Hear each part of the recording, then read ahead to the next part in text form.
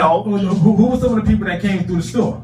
We had, at that time, from 98, 99, the mixtape era, DVD era had just started. Okay. You know what I'm saying? The mixtape era was in full-fledged. The DVD era started 2000, 2001. You know what I'm saying? Craze. Shout out to Craze from All Access DVD. He's the godfather of that DVD era.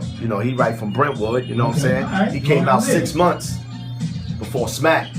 Smack just had a bigger impact because he had 50 Cent on the cover, and 50 Cent was that hot at the time. Right.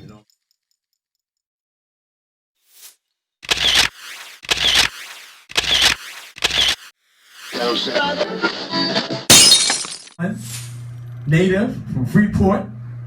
This brother is a business owner, Busta Rhythms road manager, a pioneer, Long Island boss, Mr. Central Station himself. DC is in the building. Yo, what up? DC, what's good, bro? Saying. We've been talking about this. I'm in the building. Get What this up? interview done. What up, though? You hear the sir. flesh? I'm feeling the energy. We here. You got Central Station popping. You got a lot you want to get off your chest about this Long Island sound, everything. Like I told my cast, you got the finger post. You got your post over the whole Long Island sound. From the 80s era, the golden era, to the 90s, to now. That's rare that you see a brother that's still relevant. Some people die out. You know what I mean? Fade out, but you're still relevant in this game. Right. With the new cats. Right. You know what I mean? But I want to get into first, the whole Central Station. Okay. All right. How did you come up with the idea with the, coming up with Central Station, the boutique, and what year was it established? Central Station was established in 1999. Okay. You know what I'm saying? I came up with the idea. Well, I had a clothing store before that. You know what I'm saying? Called Underground Flavors in Freeport. I started actually my business in 92. Okay. It's like 23. You know what I'm saying? So y'all do the math on that or whatever. I will. You need to tell me age and I actually before motherfucker. Alright. Yeah, so I started the 92, I started a store, Underground Flavors. Okay. And then in 99, I changed it over and changed the name, and I did Central Station. Okay. And I'm running with Central Station for now, I mean, from then until now. You know what I'm saying? Alright. So, I had a my store's on National Road in Uniondale, shout out to all my nasty road niggas. You know what I'm saying? And then, we had a little mishap over there, landlord situation, you know what I'm saying? Oh, that's taken care of though. Yeah, we had a little mishap. I was there for 10 years, you know what I'm saying, over there. National Road, actually from 98 to 99, but we left from there. Me and the landlord had some situation, I had to. Everyone know the story. Right? Yeah. I beat the landlord up. You know what I'm saying? And instead of pressing charges on me, he told me either I send you to jail or you leave. So I left. You know what I'm saying? Smart. So I left. Well, jail, jail, leave. But I mean, what you want to do? You know what I'm saying? So I went to Baldwin. You know what I'm saying? Central Station in Uniondale. We were straight hood. Okay. At the time, everyone knows. If you don't know, it was straight hood. Hoodies. White tees down to your waist. You know what I'm saying? Down to your legs. Everybody. That era and all that. You're 100 pounds wearing a 6X tee. You know what I'm saying? The headbands. Champion hoodies and cone heads and all that, Who were some of the people that came through the store? Let the people know. We had, at that time, from 98, 99, the mixtape era, DVD era had just started. Okay. You know what I'm saying? The mixtape era was in full-fledged. The DVD era started 2000, 2001. You know what I'm saying? Craze. Shout out to Craze from All Access DVD. He's the godfather of that DVD era. He right from Brentwood. You know what I'm saying? Right. He came out 6 months before Smack. Smack just had a bigger impact because he had 50 Cent on the cover, and 50 Cent was that hot at the time. The I Am Strong Island, Long Island movement. You see it. You see it. Bum, bum, bum, bum. What, nigga? Y'all already know. DC definitely blessed. You understand? And I made those t-shirts in 2010. I put the first ones out. My store in Baldwin. Okay. You know, we about probably like, up to this point, probably like 5,000 sold. Okay. At least 2010. Just in the local area. Yeah, you know what I'm saying? If I go through all my invoices, you know, check my Facebook, Central Station. I got like 3 albums of like 200 pictures of each wearing Armstrong Island. Every race, every creed, every color, every age. You understand what I'm saying? This is the real. This is the real deal. You were one of the first people, one of the first dudes to start people mixtapes. Of course. In your stores. As far as Long Island's concerned, right. You know, independent artists. You know what I'm saying? Nah, that's what's up. Because when I saw a lot of artists, like I saw a bunch of mixtapes, you know, everybody, all the hot niggas, but I saw that there was no one really would take Long Island mixtape because they was like, yo, these niggas ain't gonna sell, so I'm not cluttering my shelf with these artists. Who the hell are these artists? So I said, you know what?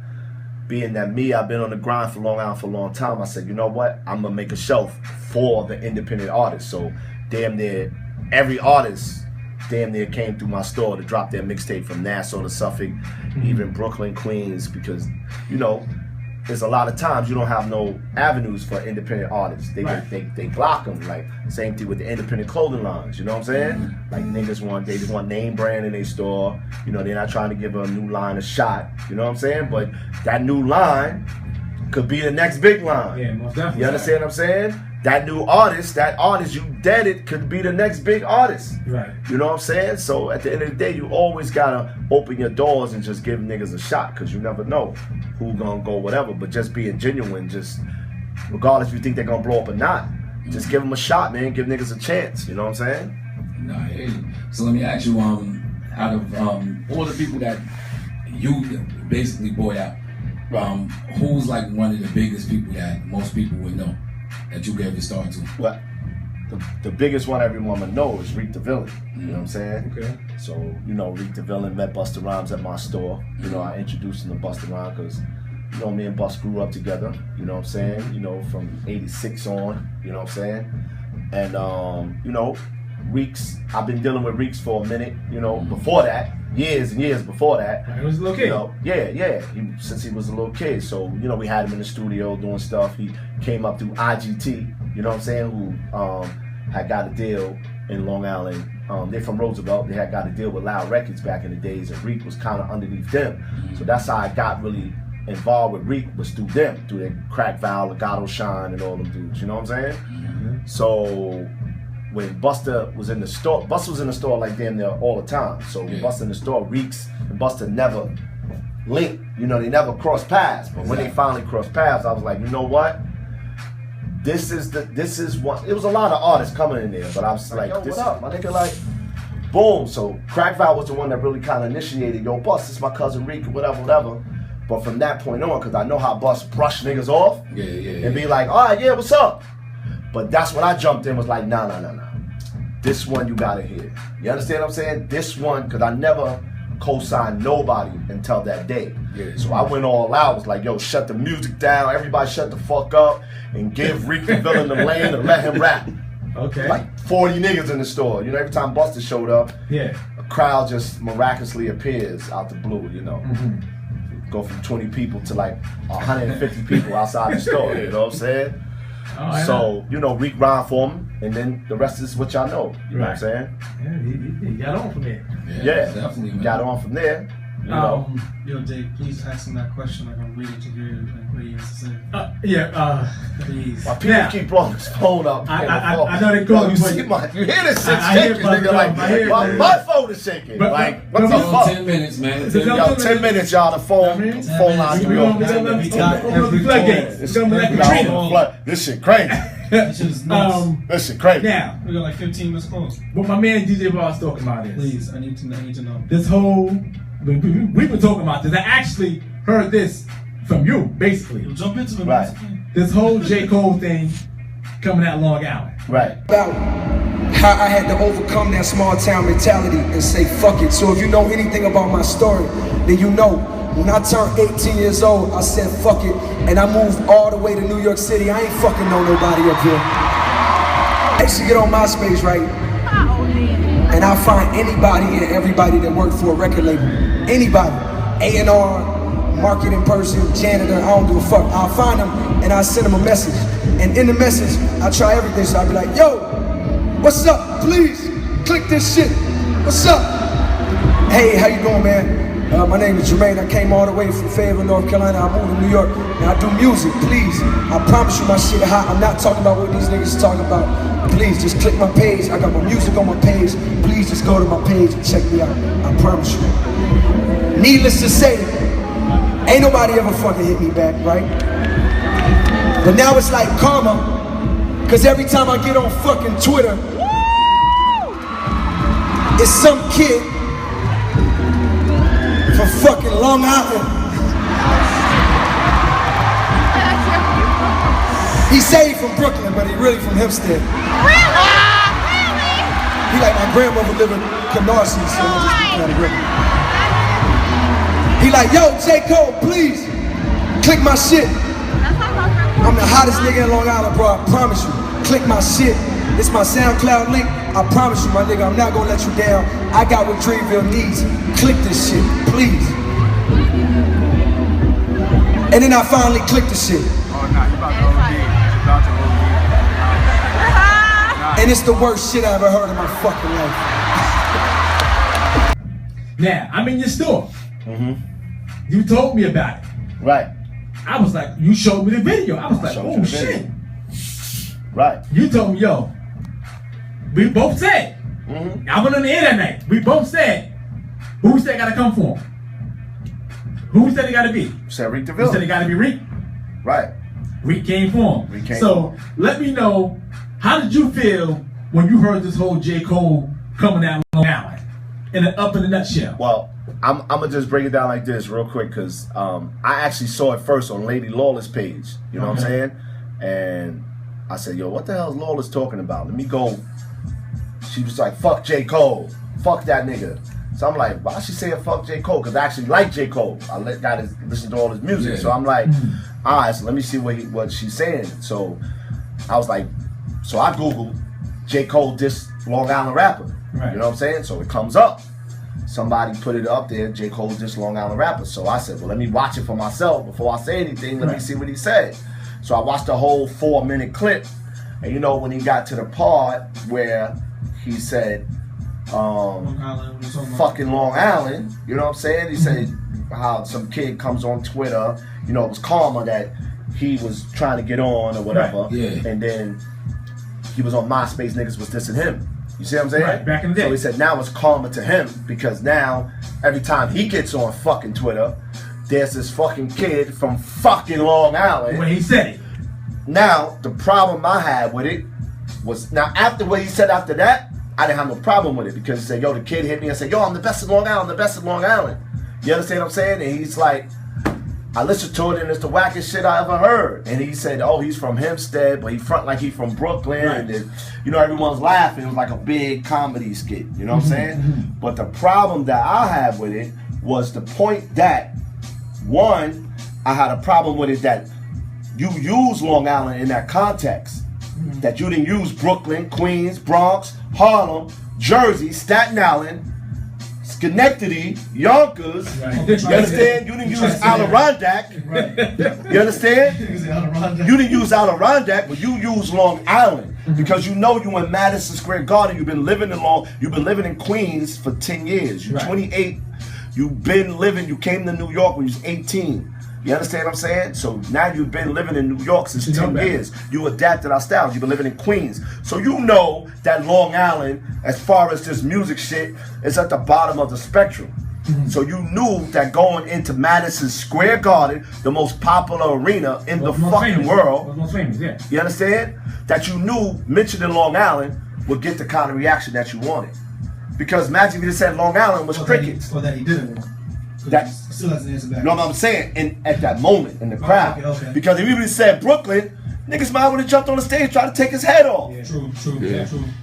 Yeah. You understand what I'm saying? Not saying that if there was cats in Long Island, they wouldn't jump on the stage and take his head off. Oh, he wouldn't have said that shit at the I'm Coliseum. just saying he wouldn't have did it. He did it because he knew he was in Madison Square Garden, and he knew, being that he lived in New York and he's been like damn near New York nigga, he knows where the spectrum is with Long Island as far as music is concerned. So he know that he can say Long Island like it's motherfucking, like I said, Adirondack, like it's some fucking hick town way in West Bubblefuck somewhere. You know what I'm saying? I'm gonna ask you this though too, because J. Cole acts as if he's a hip hop historian.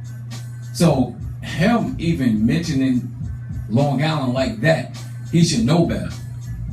See, you gotta understand what probably is, because he knew that mentioning Long Island in that Madison Square Garden would get the laughs. Yeah. Because the people that was filming were like, oh my God, he's going in. Like, everyone started laughing, like, Long Island, ah! Then when he said he from Brooklyn, so he put Brooklyn up there, and they said he really from Hempstead. They were like, he really from Hempstead, ah! Like, you understand? Mm-hmm. That was the problem with that. Now, see, here's the thing, though. But they say he does this thing at all his shows. Oh, okay, but why would he choose? But he goes to different towns. Like Washington, D.C., he say somebody else. Atlanta, say somebody else. He basically trying to choose the weakest link. He choose the weakest link out of every town. You understand? So he just chose, this is nothing he just thought up out the blue. He chose Long Island for a reason. Now, the whole nother spectrum behind that, now why he chose Long Island, why he chose Hempstead. Now, if this is a rapper, right, a whack rapper, so there's a whack rapper hitting you from every state, so therefore, I come to believe that the whack rapper he's talking about is fictional. You understand? It doesn't believe. It doesn't exist. So where he get Hempstead from out of all the places? So my whole thing is like, where the fuck he come from Hempstead? Where did he come with Hempstead from that?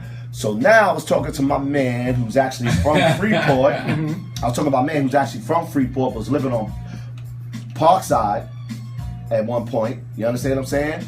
And he was going to Hofstra, and J. Cole's fiance is originally from Hempstead, right? Now at that time that he was dating J. Cole's fiance, which is his original girl, right? J. Cole was at St. John's, and they was both at St. John's. But he was from Hempstead at the time. J. Cole knew him as being from Hempstead. He moved to Freeport after that. You understand what I'm saying? They had words, they had drama, because he was actually still fucking her after J. Cole while they were still together. And she called him many times like, yo, please don't come out here, don't fight him, and this, that, and the third. So she called J. Cole and said that? Yeah, because that was after they broke up. J. Cole got with her. Okay. You understand what I'm saying? So she calling the other dude. She calling him. Please don't come out here and fight him, because J. Cole said a lot of slick shit to him. Like, you understand what I'm saying? Over the girl. To your man's. Right. Because that's his fiance that he with right now in 2015. So I believe that it was definitely some type of personal situation there. So with Reek coming at him and all the other rappers coming at him, I believe like this, you can't let nobody, I don't give a fuck who it is, disrespect Long Island in any type of way. And I'm mad at Long Island because we have not got where we needed to go as far as having a relevant artist in the game after all these years. You understand what I'm saying? So that's why when the Busta thing happened with Reeks, that's why I did that. Because I'm like, yo, this son is nice. You understand? So this is what we need to rep for Long Island. We need some nice niggas instead of some MC Hammer motherfucker getting up there. Right. You know what I'm saying? Or we get a young thug out there trying to represent for Long Island or something like that. Or some fucking corny ass white boy talking about he from Syosset, talking about I'm Long Island, bro. No, nigga. No. We haven't had that Long Island effect like that. I mean, we had cats in the 80s, like Keith Murray. Yeah, we had legends come out. The original cats, dudes like that really put their stamp on the game. Right. Was Public Enemy. Of course. And like you put me up with earlier today, I didn't even know. Right. When Q recorded that track. Exactly. Where did he record that track at? At 510 Studios in South Franklin and Hempstead. He recorded the whole album, America Most Wanted. Yeah. They showed it because if you look at the movie, he did. Same Compton's Most Wanted. They showed it. Yeah, they showed it. They showed the Public Enemy jacket. They did. But I knew that story already. Oh, shit. But they recorded half in Hempstead and half in Green Street Studios in Manhattan. Okay. But they produced that whole album, and they also the Bomb Squad produced that whole album. Chuck D is the only feature on that album. There's no other feature on the album but Chuck D. You understand what I'm saying? This is before Yo-Yo and all this other stuff. You know what I'm saying? So at the end of the day, if you go back and look at history, when NWA put out Niggas for Life, they was dissing Ice Cube because Ice Cube came with the no Vaseline and all that shit. You understand what I'm saying? But they was like, oh, Ice Cube ran to New York and he just sucking so much New York dick and da-da-da-da-da. It's a skit that's on the album. So you gotta understand that they was like, yo, you defected, nigga. You went to New York and yeah, you went to New York. You turned your back on the West Coast. You went to the East Coast and made an album dissing West Coast niggas. Right. But I'm sure you could vouch for this. Anytime a West Coast artist want to get validation lyrically, they always come to New York. Of course. Yeah. Look at Dr. Cube, Dre. Dr. Dre. But look at Dr. Dre. But look, here's the thing though. The thing is, with West Coast is more prone to Long Island because Dr. Dre signed Rakim. Remember, he was signed after that. Remember? Dr. Dre. Nothing really came out of it. Nothing came out of it, but he loved Rakim. Yeah. Right? Long Island. He signed Busta Rhymes, who's also Long Island. You understand what I'm saying? And they worship Public Enemy. Kendrick Lamar's on the phone with Chuck D all the time. You understand? Giving him advice and mentor and all this stuff. Like Tupac and them niggas, they worship Chuck. Tupac and